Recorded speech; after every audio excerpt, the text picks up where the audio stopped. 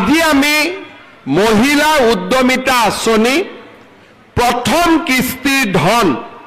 আপোনালোকক আমি চেক যোগে বিতৰণ কৰিম মিটিঙৰ পিছতে আপোনালোকক আমি চেক দিম আপোনালোকে আজিয়ে ঘৰত চেকখন লৈ যাব চেকখন লৈ যোৱাৰ পিছত আপোনালোকে চিন্তা কৰিব যে আমি কি কাম কৰিব পাৰো যদি আমি আজিয়ে গৈ মোবাইল কিনি দিলো তেতিয়ালে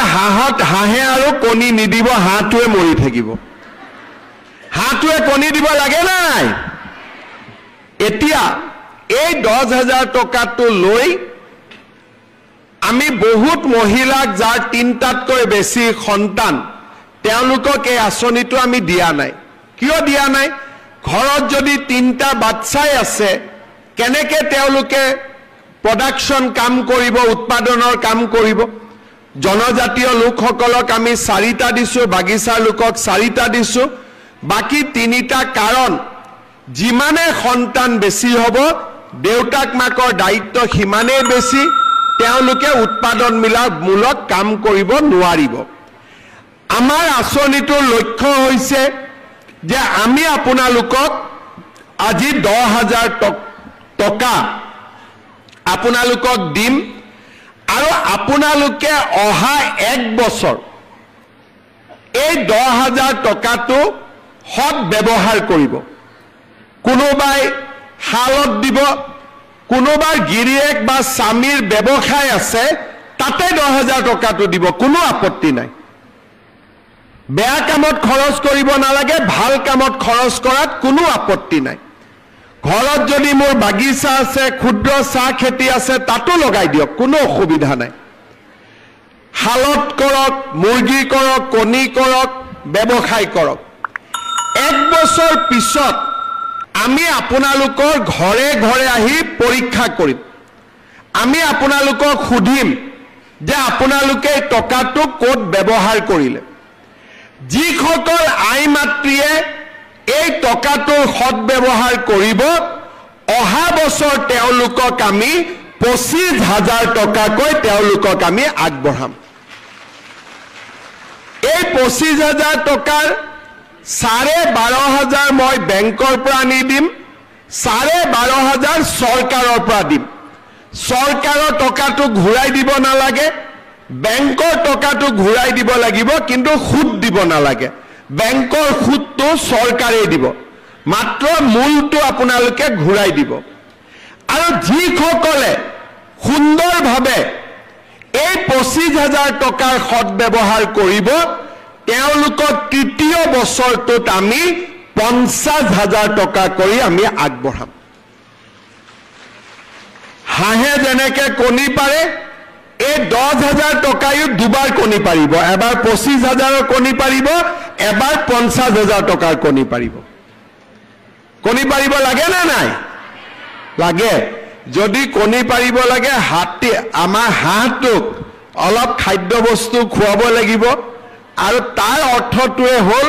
যে এই টকাটোৰ আপোনালোকে সৎ ব্যৱহাৰ কৰিব লাগিব কাকো খুৱাব নালাগে মাত্ৰ নিজে নাখালে হ'ল নিজে ইয়াক ভাল কামত লগালে হ'ল কোনে কোনে ভাল কামত লগাব সবে লগাব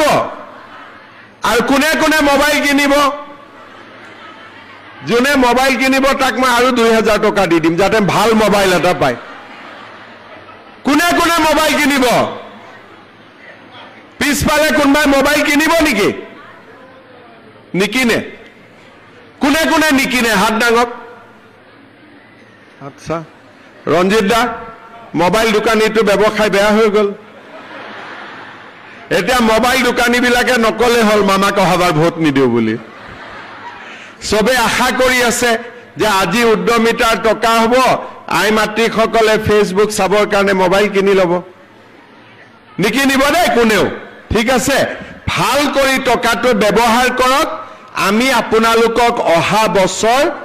আৰু 25,000 টকা তাৰ পিছত আমি আপোনালোকক আৰু 50,000 টকা দিম মই আপোনালোকক জনাবলৈ পাই ভাল পাইছো যে সমগ্ৰ অসমতে এই আঁচনিটোৰ জৰিয়তে প্ৰায় 30 লাখ এগৰাকী দুগৰাকী নহয় 30 লাখ মহিলা উপকৃত হ'ব বিহালীত কিমান পাব একা আজি 23,300 গৰাকী মহিলাই আজি বিহালী 10,000 কৰি লাভ কৰিব তাৰ মানে 230 কোটি টকা মোৰ ঘৰত আহোতে 10,000 লাগে কিন্তু যদি 10,000 আৰু 23,000 পূৰণ কৰি দিয়ে 230 কোটি টকা আজি বিহালী সমষ্টিত আপোনালোকে 230 কোটি টকা লাভ কৰিব আমি সকলোৱে যদি টকাটো হিসাব কৰো এজনৰ ঘৰত 10,000 আহিব কিন্তু সকলোৱে যোগ বিয়োগ কৰি দিলে 230 কোটি টকা আজি আমাৰ বেংকটোত লেনদেন হ'ব মই পুনৰবাৰ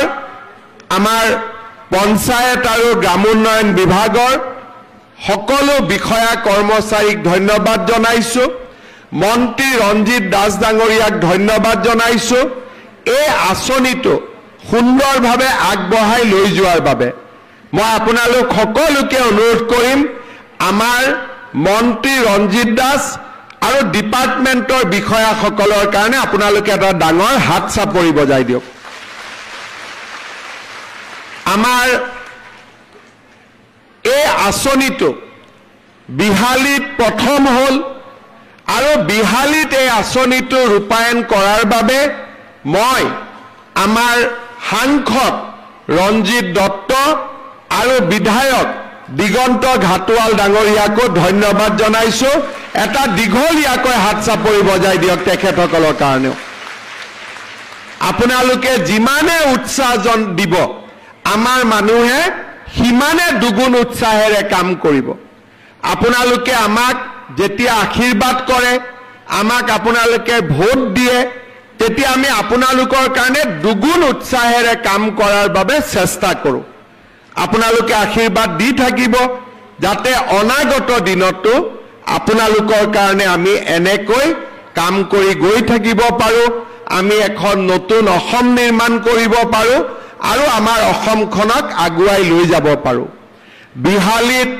আমাৰ সমজিলা হল খুব কম দিনৰ ভিতৰতে বিহালীত আমাৰ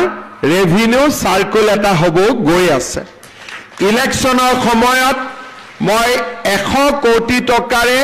বিহালী ৰাস্তা ঘাট বনোৱাৰ প্ৰতিশ্ৰুতি দিছিলো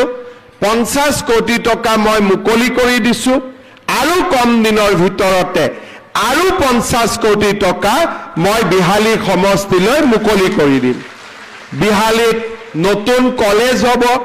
আৰু ইলেকশ্যনৰ সময়ত মই আপোনালোকক কৈছিলো যে ৰেলৱে ষ্টেচনত ৰেল ৰখাব লাগিব তাৰো কাম মই কৰি আছো ভগৱানে কৰিলে সেই কামো আপোনালোকৰ হৈ যাব অৰ্থাৎ যি কথা কওঁ সেই কথাবিলাক আমি পূৰণ কৰোঁ কংগ্ৰেছীয় মানুহবিলাকে মোক মাজে মাজে কৈ থাকে এই হিমন্ত বিশ্ব শৰ্মাৰ সপোনত যি দেখে তাকে কৈ থাকে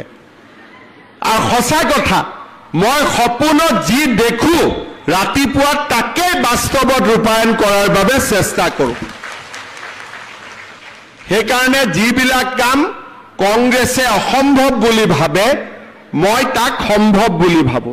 কাৰণ মই বিশ্বাস কৰোঁ আমি সকলোৱে লগ লাগি আমি আকাশো চুব পাৰোঁ যোৱা কেইদিনমান আগত এডভান্টেজ অসম সন্মিলন হৈছিল 5,25,000 কোটি টকা অসমত বিনিয়োগ হ'ব আমাৰ লৰা ছোৱালীয়ে কাম কাজ পাব আৰু মই সেই সন্মিলনতে কৈছিলো যে অসমৰ